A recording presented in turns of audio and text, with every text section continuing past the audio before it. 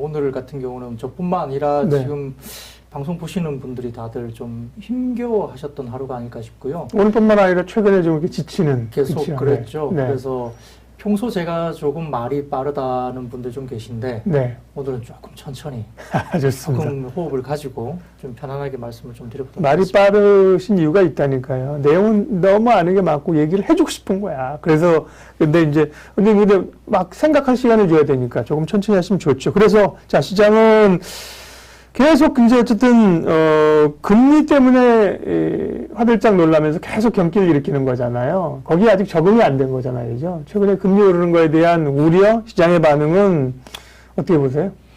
예, 뭐 기준으로 잡고 있는 이제 미국의 10년물 국채 금리가 계속적으로 변수가 되고 있는데 네. 이 부분이 왜 중요하냐면 이제 S&P 500의 기업들의 이제 배당 수익률이 약 1.5%로 추정이 됩니다. 네. 근데 이제 10년물 국채 금리가 이걸 넘어서게 되면 이제 시장에 대한 메리트가 떨어진다는 판단을 할 수 있겠죠. 그러면 높으니까. 금리가 높으니까 네. 편안하게 채권 사서 수익을 낼 수 있는 분들은 채권 쪽으로 간다. 그렇죠. 편안하니까. 예. 그죠? 이런 논리죠? 그렇죠. 네네. 그래서 이제 지난번에 이제 10년물 국채 금리가 1.6%대까지 갔다가 장중에 갔었죠. 최근에 이제 1.4%가 잠깐 깨졌다가 네. 오늘 같은 경우에는 뭐 10년물 국채 금리가 1.48 뭐 이 정도 전에서 이제 형성이 되고 있는데요.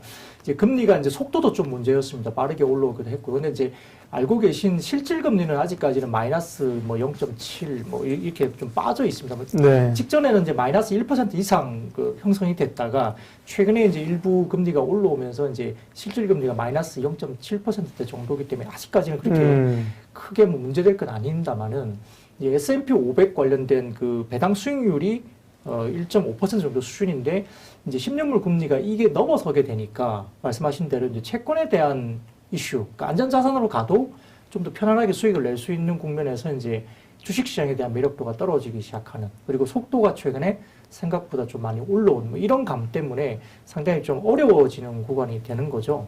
이제 그 부분 때문에 시장에서 이제 좀 이렇게 발작이 이루어지고 네. 그렇게 되니까 이제 금리가 차장님 마이크 조금만 올려보실까요? 위쪽으로. 오디오가 잘 안 들리시는데 우리가 할 수 있는 건 약간 위쪽으로 좀 올려서. 오케이. 조금 더 올려보세요. 네. 오케이. 예. 됐습니다. 네, 괜찮을까요? 네. 네. 그래서 금리가 이제 좀 생각보다 빠르게 올라가고 있고, 네. 이제 10년물 국채금리 기준이 S&P 500의 배당 수익률을 능가하게 되면, 넘어서게 되면, 시장에 이제 대략적인 어떤 그런 부분에서 메리트가 떨어지고, 이제 금리 상승에 대한 부분은 인정할 수밖에 없는 구간입니다. 왜냐하면, 기대 인플레이션이 어차피 올라가는데, 그렇죠. 최근에 네. 원자재 가격이 워낙 급등세였잖아요. 뭐, 그 구리라든지 여러 가지 뭐 부분에서 그렇고 뭐 니켈도 마찬가지고 유가도 오르고 유가도 네. 오르고 보니까 또 우리가 뭐 실질적으로 최근에 국내 시장에서도 이야기 되지만은 뭐 일반적인 생필품 가격도 많이 뭐 달걀, 뭐 양파, 농산물 뭐 대파. 파테크라고 할 정도로 네. 가격이 그렇게 올라간다고 네. 하더라고요. 그러니까 뭐 그런 부분에서 실질적으로 이제 물가 수준이 올라가니까 금리가 이제 올라가는 기준이 되는데 이제 그러면 뭐 미국 시장에서 이야기할 때 파월이 이제 이렇게 금리가 올라가는 걸 모르고 있는 건 분명히 아닐 거예요. 금리 상승에 대해서 우려를 하고 시장이 흔들리고 있다는 부분에 대해서 파월이 정도 충분히 감지를 하고 있는데 어떻게 이야기했냐면 이제 그거죠. 금리 올라가는 거 다 알고 있다. 그리고 이제 어느 정도 좀 빠르게 올라왔다는 데에서 우려하는 것도 알고 있다. 근데 이거 알긴 아는데 이게 우리가 생각할 때는 이거는 단기적으로 좀 올라온 부분이 분명히 있지만 이건 하향 안정화될 가능성이 있고 이게 단기적인 좀 이슈로 생각할 만한 여지의 지표들이 여러 가지로 봤을 때는 좀 이게 트렌드로 바로 이제 막 이렇게 계속적으로 올라갈 것 같지는 않다. 단기적인 기대 심리라든지 경기 지표에 대한 백신이나 치료제가 나오다 보니까 이런 부분에 대한 기대 심리가 좀 반영된 부분이 분명히 있다고 보고 금리는 조금 안정이 될 가능성이 연계가 있으니 단기적으로 이걸 좀 참자. 그래서 이건 좀 어느 정도까지 좀 뒤로 접어두고 기본적인 패드의 어떤 정책에 대해서 믿어달라. 그리고 양적 완화를 계속 이제 진행을 하겠다라고 계속적으로 이제 반복적으로 이야기를 하고 있거든요. 네. 그래서 이제 단기적인 금리 상승에 대한 부분은 용인할 수 있고 또 이걸 갖다가 어느 정도 사회적 합의를 좀 이끌어내면서 이걸 기준으로 봤을 때 그 금리에 대한 인상의 단기적인 어떤 흐름보다는 금리 상승보다는 패드의 어떤 정책적인 부분이 있고 또 충분히 여기에 맞설 만한 정책의 해결책을 알고 있고 가지고 있다라고 계속적으로 이제 시그널을 줬습니다. 근데 이제 시장에서 지금 최근에 이야기되고 있는 부분들이 뭐냐면 이제 자꾸 이제 말만 되풀이하니까 그럼 해결책이 뭔지 좀 내놔라. 그리고 단기적으로 지금 금리가 자꾸 올라가는데 이걸 갖다가 좀 구체적으로 좀 잡아줄 수 있는 정책을 왜 내놓지 않느냐라고 시장을 좀 불안해하는 거거든요. 네. 그러다 보니까 이제 오늘 밤이죠. 뭐 언급이 좀 있을 수 있는데 결국 이제 두 가지 정도로 이제 압축이 될 것 같아요. 그러니까 파월 의장이 기존대로 금리가 올라가는 거 알고 있고 좀 많이 올랐지만 참자. 그리고 기본적으로 다른 고용 지표가 아직은 너무 이제 고용 지표가 좋지 않기 때문에 그게 정상화되기 전까지는 페드의 정책은 변함이 없다. 그래서 양적 완화를 계속 하겠다. 이렇게 그냥 기본적인 입장을 계속 기존에 했던 것처럼 그렇죠. 언급할 게 있고 그걸 네. 언급하면서 그냥 확인시켜주는 정도가 있을 수 있죠. 사실 그렇게 되면 그런 멘트는 중립 이하의 멘트로 볼 수 있습니다. 그렇죠. 중립이 될 수 있거나 아니면 오히려 악재로 시장은 받아들일 수 있어요. 예. 왜냐하면 자꾸 이제 뭔가를 내놓으라고 계속 기대를 하고 있는데 네.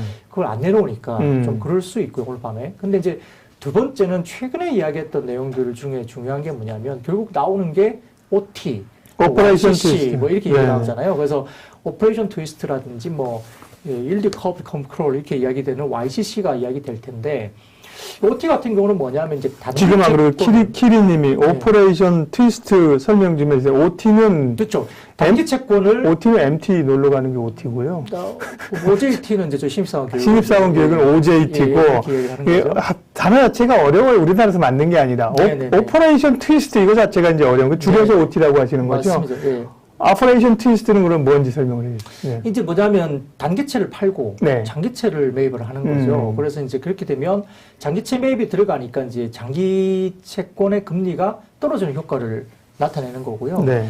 그다음에 이제 일드 커브 컨트롤 같은 YCC 같은 경우는 장기채를 무한 매입하는 방식이거든요. 네. 그러면 그것도 당연히 이제 금리를 안정을 찾을 수 있는 방법입니다. 그러니까 이게 파월 입에서 한 번도 최근에 안 나왔어요. 안 나왔는데 최근에 연준 위원들 중에 최근에 하루 이틀 정도 지난 뭐 브레이너드가 그렇죠. 얘기했죠. 최근에 네. 하루 이틀 정도 YCC에 대한 언급을 사실은 하기 시작했습니다. 그래서 당장 이걸 할 건 아닐 수는 있지만 필요하다면 YCC 정도에 대한 검토가 있어야 되지 않을까라고 이야기를 언급이 나오기 시작을 했다는 거죠. 그러니까 이게 이제 중립 정도의 의견을 가졌던 위원들도 살짝 이제 금리에 대한 이슈가 좀 너무 이제 있다 보니까 다소 이제 YCC나 OT에 관련된 이슈들이 살짝 언급이 되기 시작했습니다. 근데 이제 전제 조건은 아직은 아닐 수 있다라고 이야기를 했지만 최근 들어서 이제 OT나 YCC 이야기가 전혀 없었던 터라 다소 이런 것에 대한 언급이 파월 입에서도 나올 수도 있지 않을까라는 기대감을 좀 갖고 있는 것 같아요. 그러면 시장에는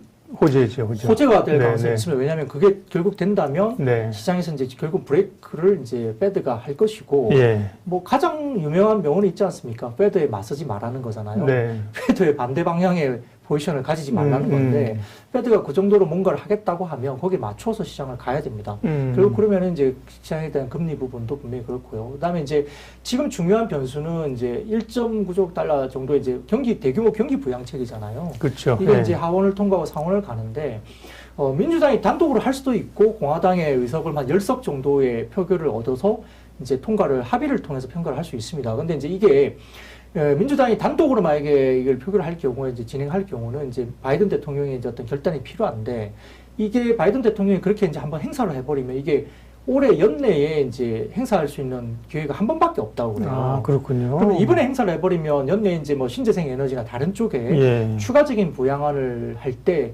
바이든 대통령 입장에서는 굉장히 좀 부담스러운 이슈가 될 수 있습니다.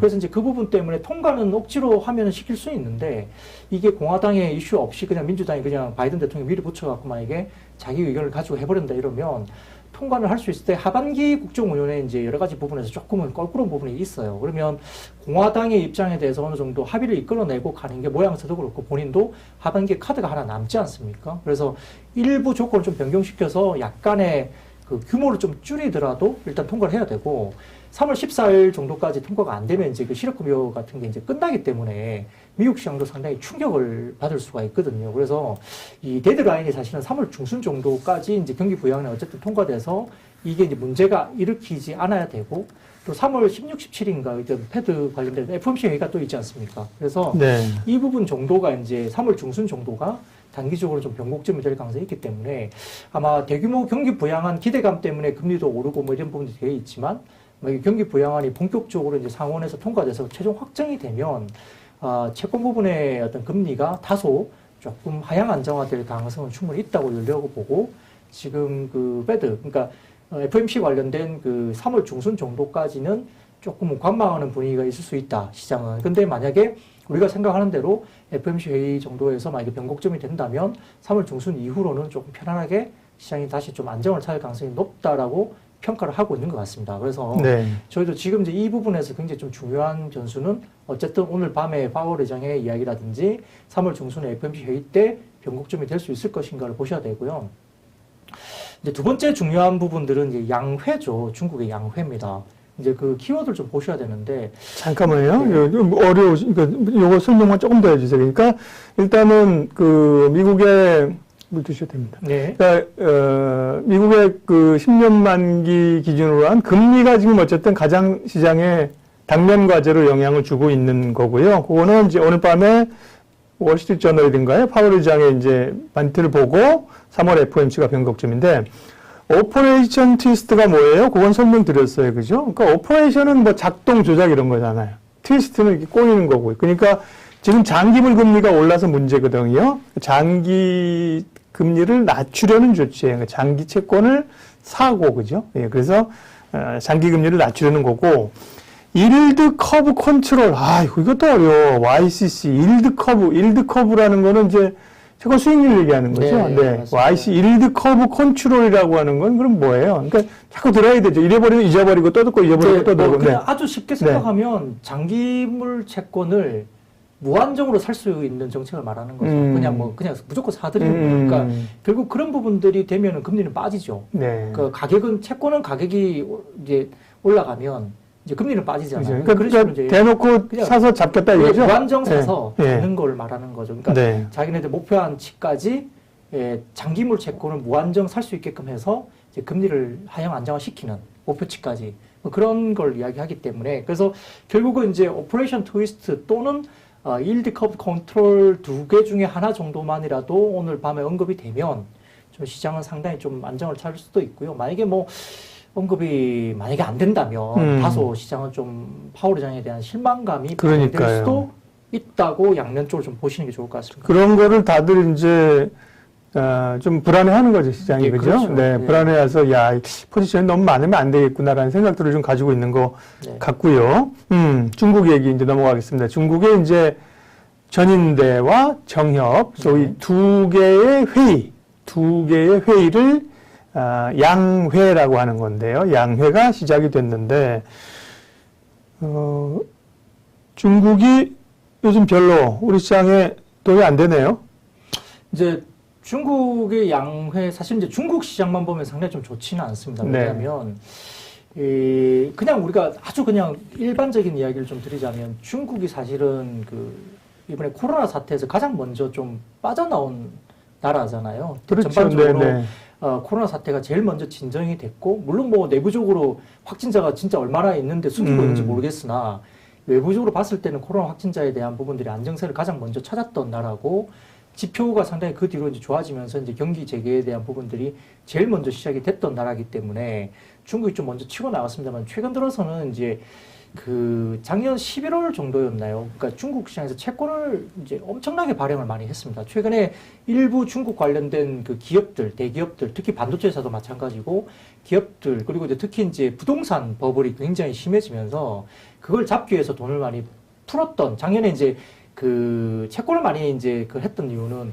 부도기업들이 많이 나올 것 같은 사태가 생기면서 작년 연말에 굉장히 많이 돈을 풀었거든요. 그러다 보니까 이제 부동산의 버블들이 굉장히 심각해지면서 중국 정부가 좀 고민을 하기 시작했고 그것 때문에 최근에 단기적으로 조금 돈을 좀 옥죄는 느낌을 많이 갖고 있습니다. 그래서 지금 매일매일 지금 한 오전 10시쯤 되면은 중국의 인민은행에 이제 오퍼레이션 트위스터 해가지고 얘네들 시보금리 관련된 유동성, 그러니까 만기 돌아오는 채권에 대해서 유동성을 공급하느냐, 유동성을 회수하느냐에 대한 부분들이 한 10시 정도 언저리면 중국 쪽에서 발표가 나오거든요. 그래서 만기물이 돌아오는 게 이제 매일매일 조금씩 다르고 어떤 날은 만기물이 없을 날도 있고 어떤 날은 뭐 1,000억 위안 이상 있을 수도 있고 어떤 날은 뭐 100억 위안만 돌아올 수도 있고 뭐 이런 날들이 있는데 이것에 대해서 중국 인민은행이 이제 돌아오는 채권에 비해서 돈을 더 많이 푸느냐 아니면 어떤 날은 돈을 조금 더 줄여서 회수를 하느냐 이런 부분들이 항상 돌아오거든요.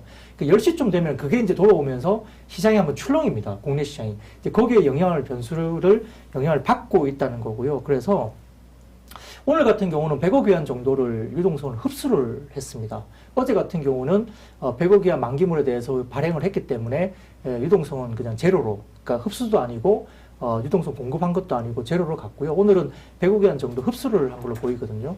그러다 보니까 이제 채권 금리가 이제 15금리가 이제 약간 변동성이 생기는 거죠. 그래서 인민은행이 이제 유동성을 흡수해버리면, 대규모로 흡수해버리면은 15금리가 급등을 합니다. 그러면 이제 시장에서 이제 굉장히 좀 안 좋은 시그널로 보는 거죠. 그러니까 재정에 대해서 확장 정책이 아니라 이제 쪼이는 거니까 결국은 이제 중국발 긴축에 대한 이슈가 이제 불거질 수 있다 이렇게 보고 있기 때문에 국내 시장은 그게 악재로 작용할 가능성이 있고요. 그래서 한 10시 관련된 인민은행의 조치를 취한 이후에 15금리를 굉장히 보게 됩니다. 국내 시장에 대한 변동성이 거기에 영향을 받기 때문에. 그래서 이제 그 부분 때문에 단기물, 장기물에 대한 15금리도 저희가 장중에 실시간으로 지금 체크를 하고 있는 상황이고, 그 15금리의 변동성에 따라 국내 시장이 뭐 올랐다 내렸다 하는 부분도 굉장히 크게 영향을 지금 받고 있는 상황이라는 것을 개인 투자자들도 좀 알고 보셔야 될 것 같고요. 뭐 그런 부분에서는 상당히 좀 개인 투자가 어렵죠. 이런 것들을 저희는 뭐 네. 하는 일이라 늘 이제 체크를 하면서 보지만, 개인분들은 뭐 전업 투자가 아니시고 그렇죠. 일을 하시다가 또 이제 포지션을 갖고 계시기 때문에 이런 것들을 누가 뭐 실시간으로 누가 말해주는 사람이 잘 없죠. 저는 제 고객들한테 실시간으로 말씀을 드리는데 네. 뭐 다른 분들은 그러지 못하니까 만만치는 않을 것 같습니다. 그래서 그런 어떤 변수가 미국에 대한 10년물 국채금리나 금리에 대한 변수가 있을 뿐더러 장중에 중국에 대한 어떤 민은행의 유동성 공급과 긴축에 대한 이슈들이 변수가 생기면서 15금리 변동에 대한 이슈들이 또 발생되고, 그러니까 이제 결국 이제 금리 상승에 대한 어떤 우려가, 공포가 있기 때문에 이제 미국 시장도 보면 나스닥이 좀 더 많이 빠지는 것은 결국은 그 성장주, 그러니까 많이 올랐던 그 고밸류 종목들이 많이 빠지는 거거든요. 네. 그리고 이제 기존 관련된 경기 민감 가치주 쪽으로 좀 접어들고 있고, 최근에 ETF 사례를 보더라도 미국 시장의 ETF를 보면 최근에 굉장히 강세 섹터는 딱 두 가지예요. 그 실제로는 에너지 섹터하고 두 번째 섹터는 금융주 섹터. 두 가지는 굉장히 강세거든요. 물론 굉장히 많이 빠져 있어서 뭐 유튜브 방송이라 뭐 속된 말로 표현하면 쩔어 있는 업종이죠. 그래서 이제 주가가 최근에 괜찮고요. 네. 그다음에 이제 뭐 워렌 버핏 옹도 최근에 이제 뭘 샀냐 보면은 이제 이번에 쉐브론, 그러니까 에너지 종목을 하나 샀고, 그다음에 버라이즌 통신주를 샀죠. 예. 그러니까 이제 약간의 그 스타일 변화가 미국 시장도 있었던 거고요. 물론 뭐 아크 인베스터라고 하는 쪽에서 이제 뭐 성장주 중심으로 많이 네. 바꾸는 있지만, 그쪽은 최근에 좀 어려울 거예요. 뭐 많이 수익을 그렇죠. 냈다가 네. 뭐 빠졌기 때문에 그렇긴 하지만, 아무튼 그 아주 그 현인이라고 할 수 있는, 투자의 현인이라고 할 수 있는 워렌 버핏 같은 경우는 지금 이제 에너지하고 통신주 쪽으로 굉장히 비중을 많이 실었다는 거죠. 최근 들어서. 그런 부분들이 이제 시장에서 대변되고 있는 시장의 스타일 변화라고 볼 수 있겠습니다. 그래서 그런 것들에 대한 부분들을 개인 투자자들도 뭐 밤사이 미국 시장에 대한 변수, 그리고 그 미국 10년물 국채금리도 우리 장중에 계속 실시간으로 움직이거든요. 중간중간에. 그렇기 때문에 그런 부분에 대한 변동성을 또 지켜야 되고, 중국의 15금리 변동도 인민은행이 발표하는 10시쯤에 유동성 공급이나 축소에 대한 이슈도 좀 바라보면서 일반적인 어떤 그런 기준점을 좀 잡고 시장을 조금 판단할 수 있는 기준은 된다, 이렇게 볼 수 있겠습니다.